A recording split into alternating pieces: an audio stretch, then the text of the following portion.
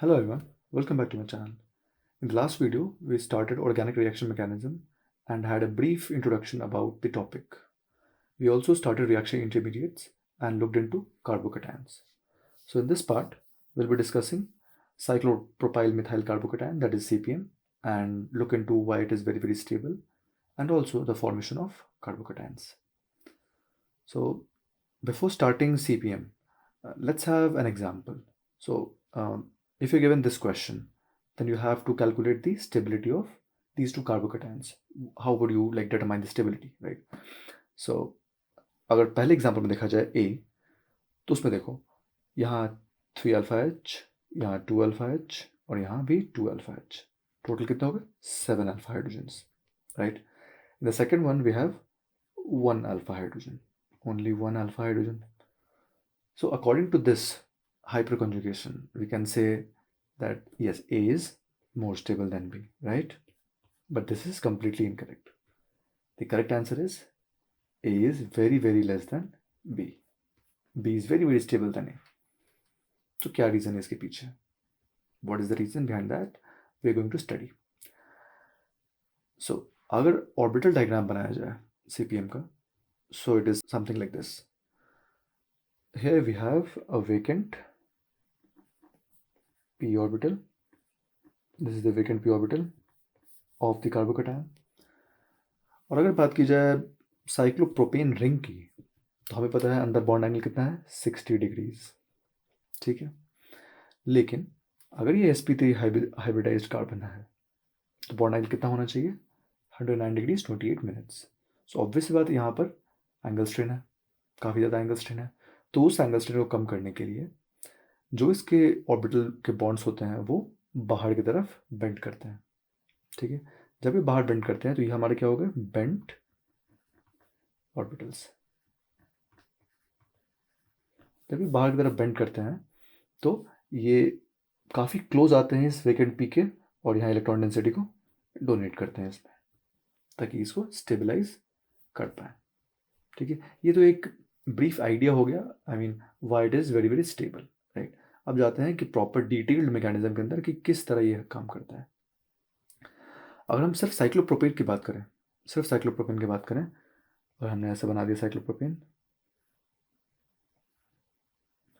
तो all 4 hybrid orbitals, जैसे मान लो किसी भी एक कार्बन की बात करें हम, अगर ये sp3 हाइब्रिडाइज्ड है, तो अगर किसी एक की बात करें तो all 4 hybrid orbitals of any one carbon atom are not equivalent. यानी कि किसी भी कार्बन एटम के जो चारों हाइब्रिड ऑर्बिटल होंगे, क्योंकि ऑब्वियसली बात है sp3 हाइब्रिड है तो 4 sp3 हाइब्रिड ऑर्बिटल्स होंगे उसके अंदर, तो वो चारों हाइब्रिड ऑर्बिटल्स इक्विवेलेंट नहीं होंगे, मतलब वो इक्वल नहीं होंगे. यहाँ 2 टाइप के बॉन्ड होते हैं. 2 बॉन्ड जो अंदर वाले हैं वो अलग होते हैं, 2 बाहर वाले जो होते हैं वो डिफरेंट होते हैं. देखते हैं उसको. अब अगर बात करें आउटसाइड बॉन्ड्स की और इनसाइड बॉन्ड्स की, तो यहाँ पे हम आउटसाइड किसको बोल रहे हैं, हम इसे और इसे आउटसाइड बोल रहे हैं और इन्हें इनसाइड बोल रहे हैं, अगर इस कार्बन आइटम की बात हो रही है तो. क्लियर है. तो आउटसाइड बॉन्ड की बात करें they have more S character, और अगर इनसाइड की बात करें they have less S character, मतलब मोर पी कैरेक्टर. आपने केमिकल बॉन्डिंग के अंदर एक टॉपिक है बेंड्स रूल, उसमें ये पढ़ा होगा कि किसी भी बॉन्ड, किसी भी कार्बन आइटम या किसी भी आइटम के अंदर बात करें, उसके किसी एक ऑर्बिटल के अंदर अगर एस कैरेक्टर कम होता है तो किसी और के अंदर एस कैरेक्टर बढ़ना चाहिए ताकि टोटल एस कैरेक्टर क्या रहे, बैलेंस रहे, मेंटेन रहे, ठीक है. तो यहाँ क्या होता है कि जो बाहर के बॉन्ड्स हैं उनमें एस कैरेक्टर बढ़ जाता और अंदर के बॉन्ड में एस कैरेक्टर घट जाता. अब इस एस कैरेक्टर के घटने और पी कैरेक्टर के बढ़ने की वजह से इनसाइड बॉन्ड्स में क्या होता है कि जो एंगल स्ट्रेन है वो मिनिमाइज होता है. अब देखो सबसे इंपॉर्टेंट चीज़, अगर मैं बात करूँ परसेंटेज एस कैरेक्टर की, तो वो बॉन्ड एंगल के प्रोपोर्शनल होता है, ठीक है. कैसे समझते हैं इसको. अगर हम बात करें sp हाइब्रिडाइज कोई आइटम है तो उसमें परसेंटेज एस कैरेक्टर कितना होता है भाई 50%, ठीक है. बॉन्ड एंगल कितना होता है 180 डिग्रीज. sp2 की बात करें तो वहाँ होता है 33.33% और बॉन्ड एंगल कितना होता है 120. sp3 की बात करें 25% और बॉन्ड एंगल कितना होता है 109 डिग्रीज 28 मिनट्स, ठीक है. अगर मैं बात करूँ कि बॉन्ड एंगल 109 से भी कम हो जाए, 109 से कम हो जाए, तो क्या एस कैरेक्टर कितना होना चाहिए? ऑब्वियस बात है, लेस देन 25%। होगा कि नहीं होगा? ठीक है, तुम सोच के देखो, अब यहाँ जो बॉन्ड एंगल है, जो ये इनसाइड बॉन्ड एंगल की बात कर रहे हैं, वो कितना है? 60 है कि नहीं? 60। तो अब ये 109 डिग्री 28 मिनट तो नहीं जाने वाला, क्योंकि वो बहुत ज़्यादा ही एंगल स्ट्रेन डेवलप्ड है इसके अंदर। तो सबसे ज़्यादा मैक्सिमम एंगल स्ट्रेन साइक्लोप्रोपेन के अंदर ही होता है। तो ये क्या होगा? ऑब्वियस सी बात है, 109 से तो कम है बॉन्ड एंगल, और जैसे 109 से कम है बॉन्ड एंगल, तो इसमें एस कैरेक्टर भी क्या हो जाएगा? कम हो जाएगा, 25 से कम होगा। जैसे ही 25 से कम होगा, तो हमने यहाँ क्या लिखा है? इनसाइड बॉन्ड में एस कैरेक्टर घटेगा तो ही तो पी कैरेक्टर बढ़ेगा। इसी को एक्सप्लेन किया जा रहा है ऐसे। ठीक है, अब होता क्या है यहाँ देखो, यहाँ जो इनसाइड बॉन्ड्स होते हैं ना, उनमें 33% एस कैरेक्टर देखा गया है। सॉरी, आउटसाइड बॉन्ड्स में, आउटसाइड बॉन्ड में एस कैरेक्टर बढ़ जाएगा, क्योंकि इनसाइड बॉन्ड इनसाइड में घट गया है। इनसाइड में कितना देखा गया है? 17%। तो जो आउटसाइड वाले बॉन्ड होते हैं वो sp2 को रिसेंबल करते हैं, they are similar to sp2। ठीक है, कि sp2 में कितना होता है? 33.33। तो ये sp2 के सिमिलर है। और जो इनसाइड वाले बॉन्ड्स हैं उनमें 17% है, और तुम 17% के हिसाब से कैलकुलेट करो तो हमें दिखेगा कि each carbon atom is formed by sp5 overlapping. ठीक है, अभी थ्योरेटिकली एक आइडिया दिया गया है कि किस तरह का हाइब्रिडाइजेशन रहा होगा इनसाइड वाले बॉन्ड्स का। ठीक है, कि तुम अगर 17 को 6 से मल्टीप्लाई करो, you will get around 100, right? 102 जो वैल्यू आएगी वो आपकी 100 को रिजेंबल कर रही है। इसलिए यहाँ पे क्या बोला जा रहा है कि ज़रूर 6, यानी कि एक 1s और 5p, इस तरह का कुछ हाइब्रिडाइजेशन रहा होगा। ठीक है, अब ये जो बॉन्ड्स होते हैं वो क्या होते हैं? बेंट बॉन्ड्स होते हैं। ठीक है, हमने ऊपर देखा कि बेंट बॉन्ड है इसलिए वो स्टेबलाइज कर रहे हैं। अब स्टेबलाइज कैसे करते हैं उसको समझो। जैसे अगर हम बताएं यहाँ पर कि किस तरह स्टेबलाइज्ड है, देखो ये जो 2 और 3 के बॉन्ड्स हैं और 2 और 4 के बॉन्ड हैं, वो कुछ इस तरीके से स्टेबलाइज करते हैं इसको।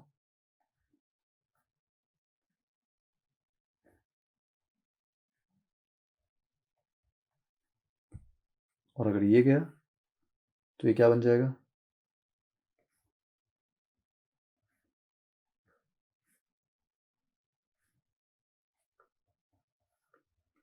ठीक है, तो यहाँ भी एक तरीके का रेजोनेंस हो रहा है, लेकिन वो सिग्मा बॉन्ड का रेजोनेंस हो रहा।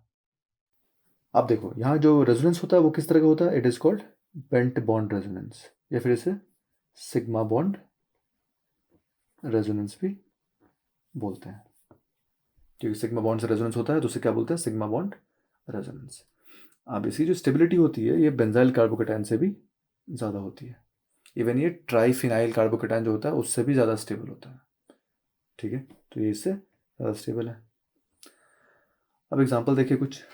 अब पहला एग्जांपल है, उसमें 3 साइक्लोप्रोपाइल दे रखे हैं, सी के अंदर, बी के अंदर 2 दे रखे हैं, ए के अंदर 1 दे रखा है। तो ऑब्वियस बात है, जितने ज़्यादा साइक्लोप्रोपाइल रिंग्स होंगे उतनी ज़्यादा स्टेबिलिटी बढ़ेगी, क्योंकि उतना ज़्यादा सिग्मा बॉन्ड रेजोनेंस हो रहा होगा।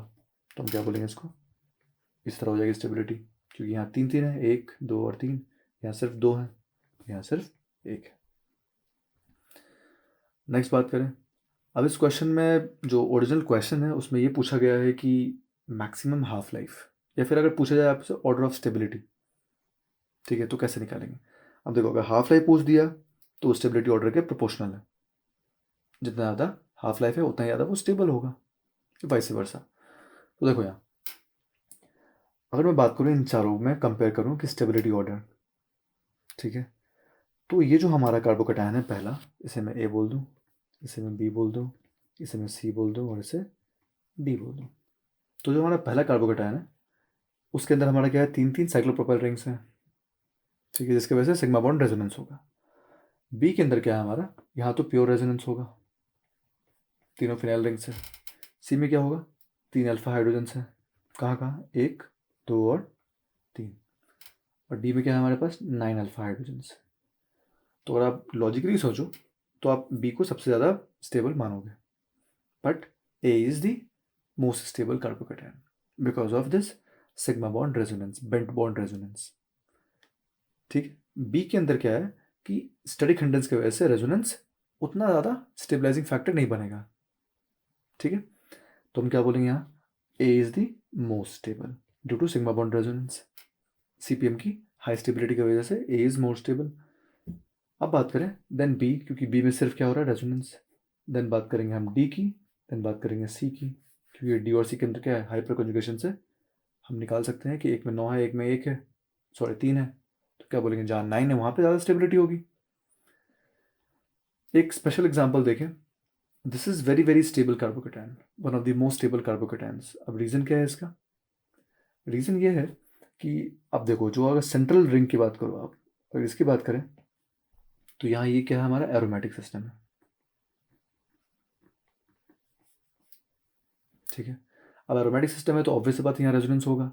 जैसे ही ये इधर जाएगा तो पॉजिटिव चार्ज कहाँ आएगा, इधर आएगा। अगर ये इधर गया तो पॉजिटिव चार्ज कहाँ आएगा, इधर आएगा। अब जैसे ये पॉजिटिव चार्ज डीलोकलाइज हो रहा, जहाँ जहाँ बनेगा पॉजिटिव चार्ज, वहाँ वहाँ क्या होगा, ये जो सीपीएम रिंग है आपका, वो स्टेबलाइज करता रहेगा उस कार्बोकेटायन को बेंट बॉन्ड रेजोनेंस से। ठीक है, तो इसके वजह से क्या है, इसकी स्टेबिलिटी बहुत ज़्यादा है, it is very very stable, it is very very stable.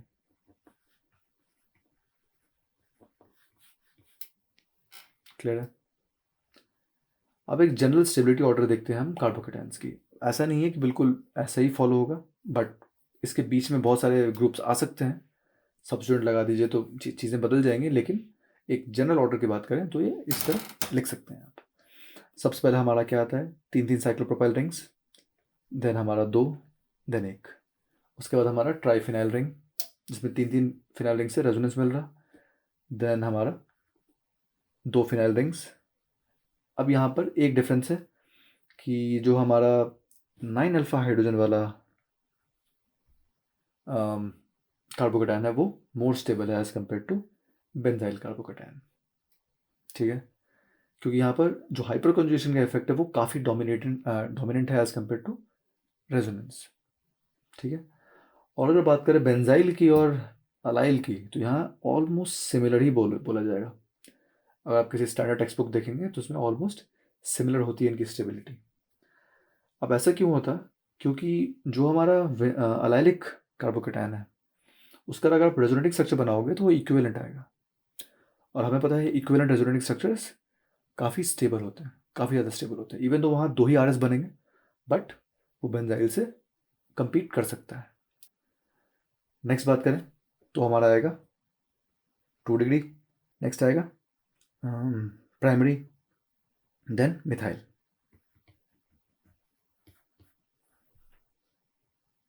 ठीक है,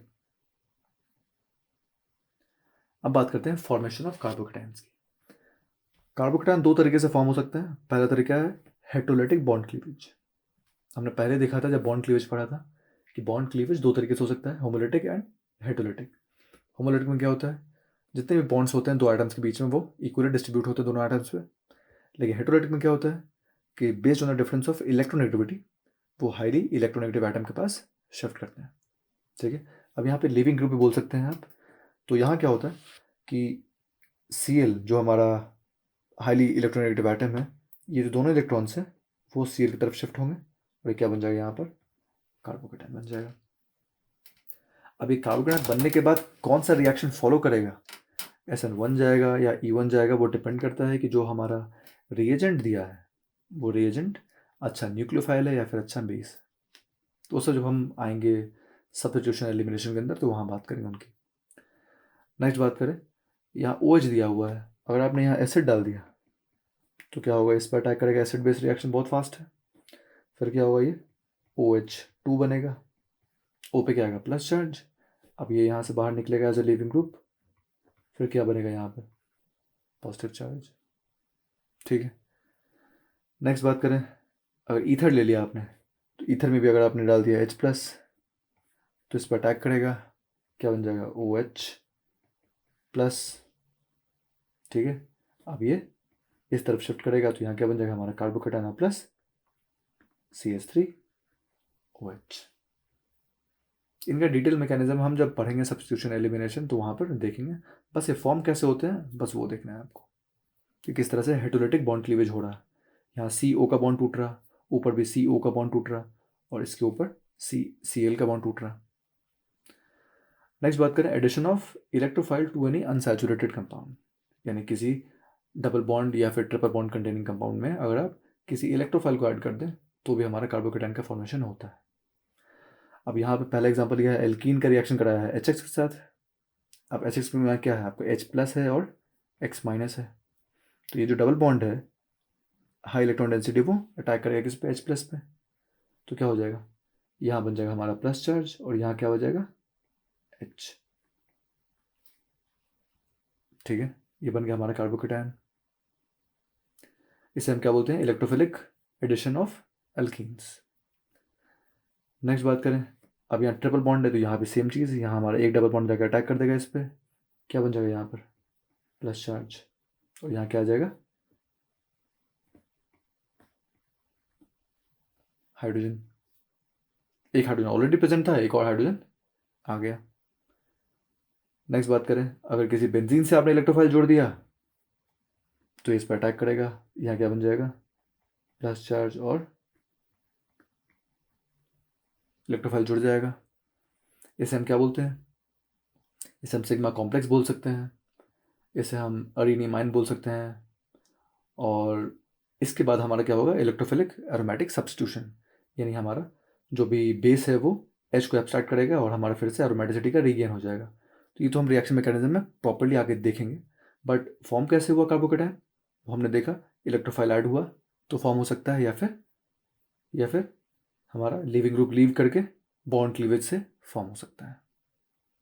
ठीक है, आज के वीडियो में इतना ही। अगले वीडियो में हम बात करेंगे रीअरेंजमेंट ऑफ कार्बोकेटाइन्स की। ये बहुत इंपॉर्टेंट टॉपिक है क्योंकि किसी भी रिएक्शन में जहाँ कार्बोकेटाइन का फॉर्मेशन होता है वहाँ रीअरेंजमेंट चेक करना बहुत बहुत ज़रूरी है because of stability. If you find this video helpful, please like, share and subscribe to the channel for more videos. If you have any doubts, you can put your doubts in the comment box. Thank you so much for watching. See you on the next one.